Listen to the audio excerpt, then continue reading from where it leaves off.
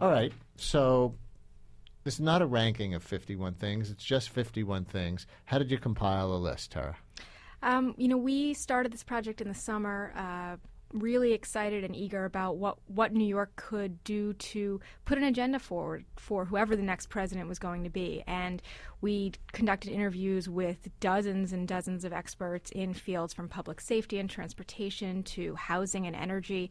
And we really tried to generate some interesting ideas. And then in the fall, we had to hone them slightly because we couldn't have 51 things that all called for new spending. We certainly needed to be sensitive to the economic climate. So you'll see that some of the recommendations are specifically calling for new funding, and in some cases they're about improving the efficiency and perhaps streamlining the way the government does business. Number 22, take immediate steps to ensure that the 2010 census does not undercount New York and other cities. Why is that a priority, Jonathan? I think this is one of my top priorities, actually. It hasn't gotten a lot of attention, but the census is months from getting underway.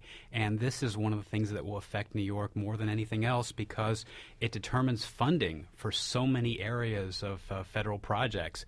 And there's a very real risk right now that New York will be undercounted. The Census Bureau under the Bush administration was really neglected. It was underfunded.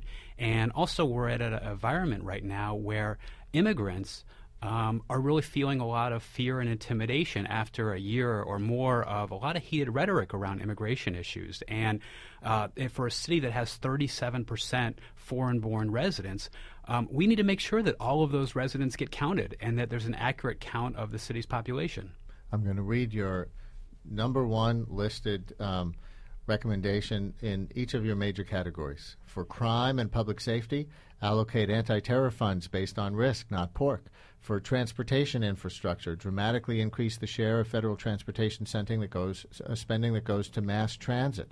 For economic development, double support for federal micro-enterprise programs. For housing, restore funding for public housing. Immigration, you just said it, it's the census. For education, improve access to higher education. For workforce development, increase the federal investment in the Workforce Investment Act. For reducing poverty, expand the federal earned income tax credit. For energy and the environment, create a large-scale nationwide initiative to retrofit buildings.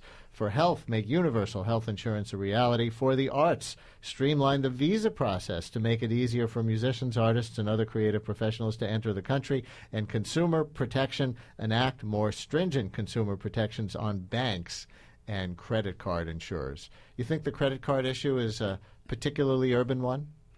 Yeah, New York has so many people who are poor and working poor that are really bearing the brunt of the high costs and fees for credit cards and other banking products, and it really hasn't been regulated well in recent years.